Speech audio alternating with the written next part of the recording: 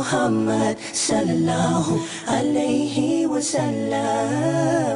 You're Allah's chosen one, the chosen one to spread the truth from Allah subhanahu wa ta'ala. The chosen one, though the road is long, just know Allah won't let you lose your way. You are the mercy for mankind, you are the teacher for this life. Allah has blessed you with the Quran. Assalamu alaikum wa rahmatullahi wa barakatuh. Welcome back, our dear audience in Muhammad the Leader, alayhi salatu wassalam. Today we'll be talking about an interesting topic, building a trusting atmosphere. I'm still joined by Dr. Mamdouh Nuruddin Muhammad, the former professor of Johns Hopkins University. Welcome, Dr. Mamdouh. Welcome. So, Dr. Mamdouh, today our episode is about building trust and earning trust. And if I may start in this topic, I know the word trust might seem easy, but I'd like you to define it from Prophet Muhammad sallallahu alaihi wasallam perspective. First, I would like to say that this is one of the unique things that probably not all the leaders have this quality. However, the topic itself is very essential in building up a team, let alone if we talk about a community or a whole nation. This is one of the difficult tasks for leaders. If you are appointed a leader and you are in the beginning, as in the countries nowadays, some countries have appointed their president very recently, and try to imagine that, particularly if the one who is a potential candidate has some history with negative connotations, and it becomes very difficult for him to build a trusting atmosphere. Yes. Prophet Muhammad sallallahu alaihi wasallam, his beginning was different. It was already people trusted him. People knew him before. They labeled him with titles, and one of the most important titles is the trustworthy person. Even the word trustworthy, it has the word itself, trust. So he was trusted by people, the people who did never imagine that he will be their leaders. So the trust process was very natural, because the people saw his actions and they matched it with the beliefs, and they trusted him. Even the people who were not Arabs, who were living in Arabia, some of the Christians and a lot of Jews, they used to take him, because he was trustworthy, they used to take him as an arbitrator, a judge between them. So his reputation, his previous reputation, made him worthy of getting this status. One of his tasks was spreading this concept among people, because it's almost impossible if you work with a group of people who don't trust you. You cannot even work with them. You can't even work with them. We can't. They will be playing around each other, and they will be telling lies, and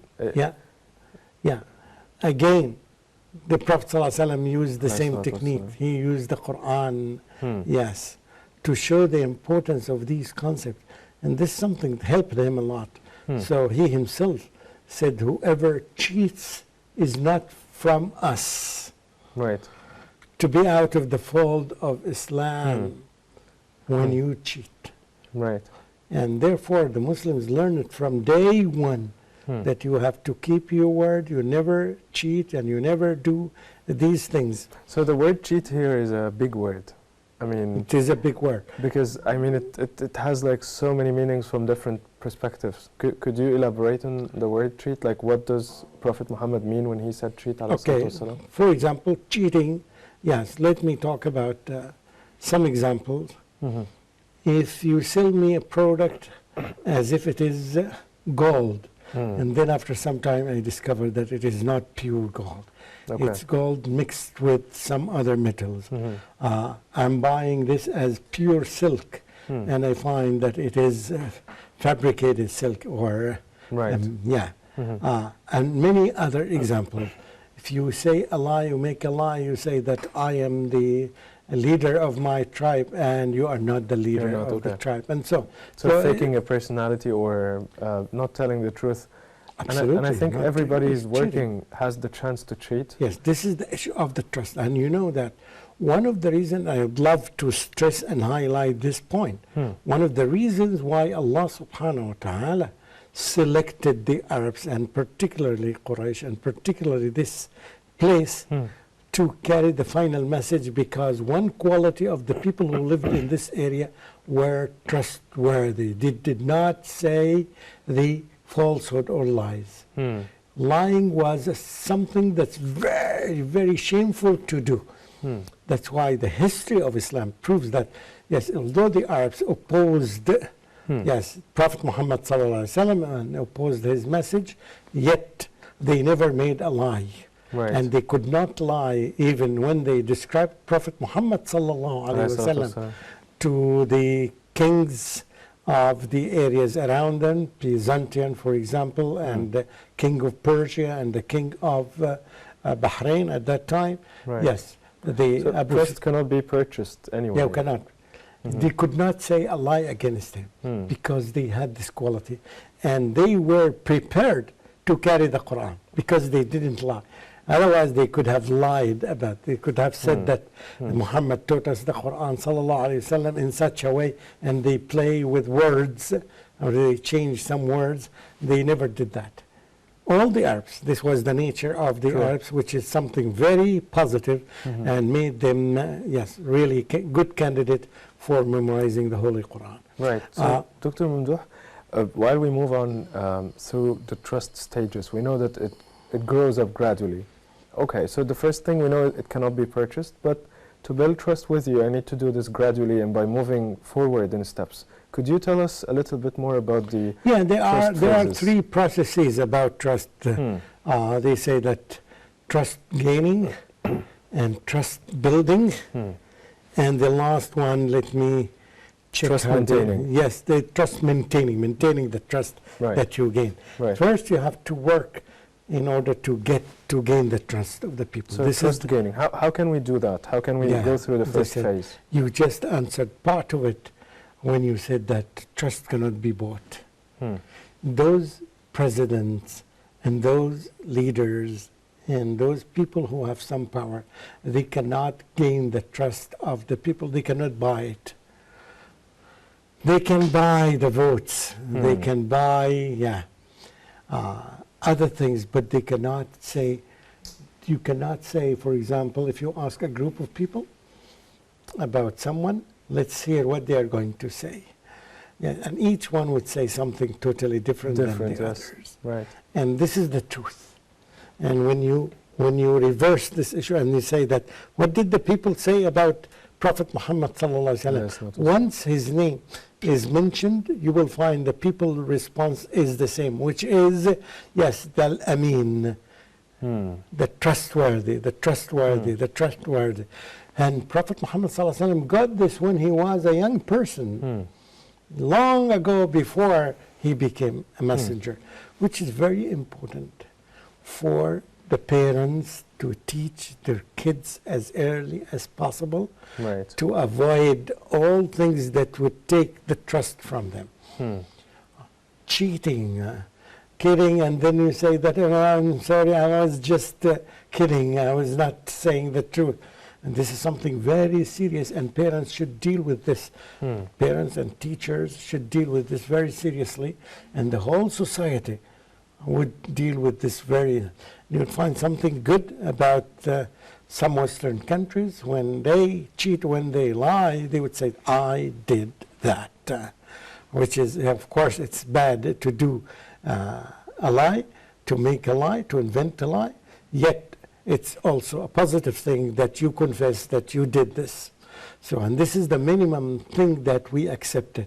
However, we should eliminate it as much as possible. Unfortunately, nowadays, there are some terms that are going among people. They say that white lie. Yeah? Right. There is nothing called white lie and black lie. No, there's nothing. If you make a lie, it is a lie. Even when the people talk about the 1st of April, April's Fool, which is April's lie, they start making lies. And they think they are just kidding and they are just joking because the occasion taught them this. Culturally, this is never acceptable in Islam, and we should show the dangers of these lies. Once the child makes a lie and people around him laugh about this it, is not right, he does not see the dangers of these lies, and it becomes integral part of the person when he or she grows up. Prophet Muhammad ﷺ, from the very beginning, and I loved to put this on the top of the chapter, whoever, and see the words, man ghasha, whoever cheats is not from us. It's not as people would say it, man ghashana, whoever cheats us is not from us. No. Whoever cheats, that it is, if you made a lie against other people, against from other religion, it's considered a lie. Right. It's not whoever cheats us, because if you cheat them, that means you can cheat us, Right. which is something very good. This prepared the society to keep away from these lies and to prepare them to receive the message from Allah subhanahu wa ta'ala. So now that was the trust gaining phase. Yeah. Now, if I want to start trust building, I want to build trust. Again, you go from one step into another. You build the trust until it becomes... It's more of gaining steps. Like you do more of the gaining, you gain so one, start but you need to building gain and more and more and more and more. So it goes on by situations, by days, by interactions. Yeah, and then after that, maintaining it. In other words, don't let any one of the steps that you made go away from you. So maintaining, like maintenance, you want to maintain the state of the car that you have, so you do some oiling and you do some services for it, so that you don't lose anything in the car. So these are 3 steps, and the Prophet Muhammad ﷺ cared about them, and he taught the companions about these issues, which is something very, very essential. Right.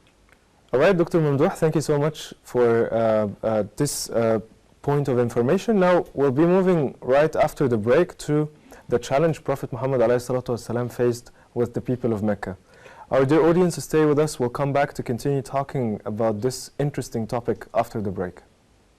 Oh Muhammad sallallahu alayhi wa sallam. Oh Muhammad sallallahu alayhi wa sallam. Welcome back, our dear audience. After the break, we're still with Dr. Mamdouh talking about the trusting atmosphere that Prophet Muhammad has built during his life in the past, alayhi salatu wassalam. Dr. Mamdouh, now before the break we were about to discuss the issue of the challenge that was faced by Prophet Muhammad alayhi salatu wassalam during talking to the people of Mecca. Could you tell us a little bit about this story and how he handled the challenge? Unless you have something specific, I'm going to talk about something general, unless you mean that you want me to talk about specific event. There was an event, a very famous event, and it is important for every Muslim to know this event when the Prophet Muhammad sallallahu alaihi wasallam started beginning his calling people to Allah, inviting people to the message of Islam. He gathered all the people of Mecca, he called them, and they came. And then he wanted to prove something and to show people that the people that he was inviting, they had something in their heart, something wrong in their heart, that prevented them from accepting the message of Prophet Muhammad sallallahu. Definitely it was their arrogance. They are too arrogant to accept the message of Muhammad ﷺ, but he wanted to prove to them that they have some kind of hypocrisy, because the first thing he said that, would you believe me if I tell you behind me there was a mountain? The Prophet Muhammad ﷺ was standing on the mountain seeing everything. He said that behind the mountain there is an army coming to fight you. It's here. would you believe me? They said, yes, we believe you. We never experienced you making a lie. So this is the thing that I want. So they showed and they proved to the people that he never lied. And now the situation will change. He said, now, if I tell you that I am a messenger who was sent to you, was selected to be sent to you as a messenger from Allah, would you believe me? Now they said that we always believed you, we always trusted you. And then here, this point, this was the turning point, and they said, تَبًّا لَكَ أَلِهَذَا جَمَعْتَنَا. Yeah, may you be perished, may you be killed. This is the reason that you gathered all of us and you called all of us to say that. And Prophet Muhammad ﷺ, this was the point that he wanted to make. It's some sort of arrogance in their hearts that prevented them to accept that he's a messenger. And believe him, yes. And this is usually the case when you invite people to a new call, particularly a new religion. Right. So this was a very tough situation for Prophet Muhammad sallallahu alaihi wasallam. Yet the Prophet sallallahu alaihi wasallam did not make any concession. He continued doing it again and again in different ways until people started believing it. Then most of the people, when they have gone through these experiences that the Prophet ﷺ that had ultimate power, strong power in his hand, and he could have demolished all of them in one fight, and he had an army of 10,000 people, yet he did not prefer to fight them. He did not prefer to kill them. He had the power and the ability, yet he didn't use the power. We can also see that Prophet Muhammad ﷺ get the Meccans people to trust him through personal and social and business transactions. Through all kinds of transactions, because Muhammad ﷺ lived with Meccan people. Yes. He was strange to Medina. He was a stranger to Medina. So when he traveled to America, and unlike the expectation of many people, he traveled to some area that they never knew him, yet his name and his reputation reached there before. But because of the nature of the people of Medina, they didn't have this kind of arrogance that the Meccan people had, so they did not have a lot of resistance against the da'wah of the Prophet Muhammad ﷺ and the call for Islam. So nowadays, modern leaders, how can they take Prophet Muhammad ﷺ as an example in this area of like his message opened locked hearts and closed the stubborn minds. He started talking to them, although it's of course a different message, because Muhammad was there for da'wah and telling them these are the words of God. But nowadays, if I'm speaking about a leader who is a normal human like me and you, and he's trying to deliver a message, very good. What is your advice to him? Very good. Yes, my advice is exactly as the Prophet Muhammad ﷺ. Prophet Muhammad ﷺ did not pretend or did not try to show off that he is not making a lie. He himself did not genuinely make any lie. So this is the truth. We have from as early as possible to teach our kids, our students, our leaders as early as possible not to say a lie and not to invent a lie. As you see that inventing lies would spread very quickly. For example, has فَمَنْ أَظْلَمُ مِمَّنِ افْتَرَى عَلَى اللَّهِ كَذِبًا, to make up, who is doing more injustice in the world than the one who invents a lie against Allah. And a lot of people are not aware, for example, that when they lie to us and say that Allah or God has a son, this is a big lie. A big lie. It is the biggest lie, in fact, in reality. And perhaps the one that's bigger than this, when they deny and reject the existence of Allah subhanahu wa ta'ala. So a lot of people are making this lie, but they are not aware.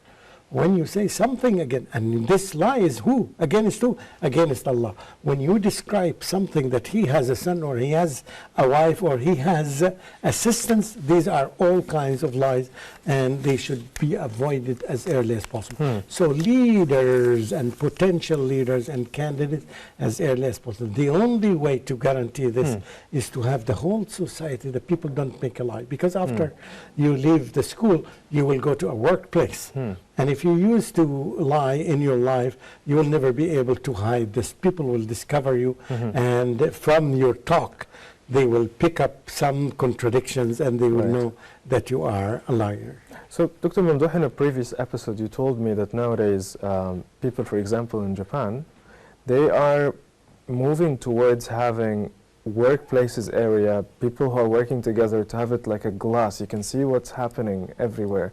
You can talk to people anytime you want. Okay.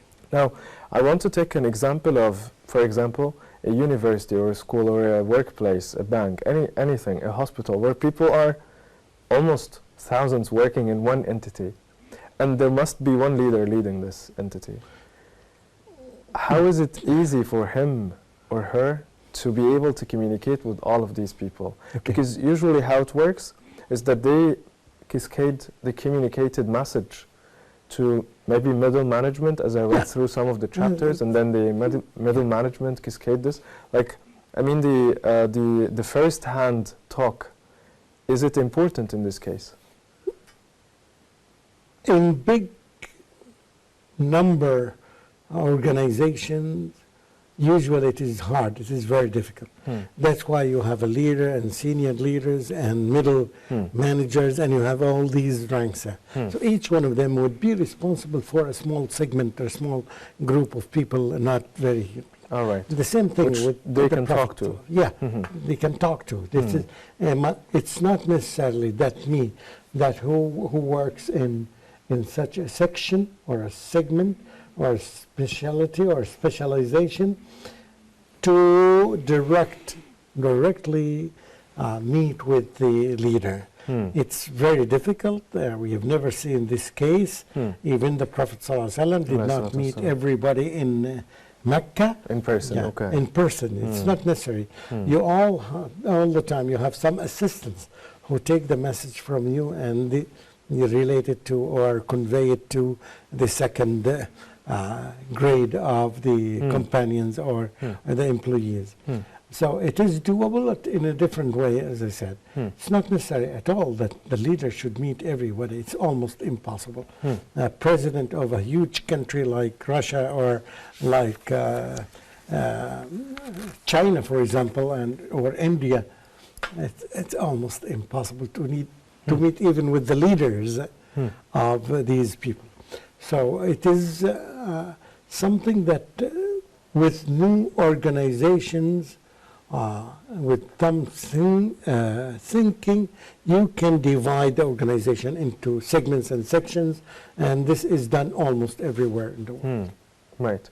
Okay, so moving on a little bit on a different aspect, the same point, the previous point.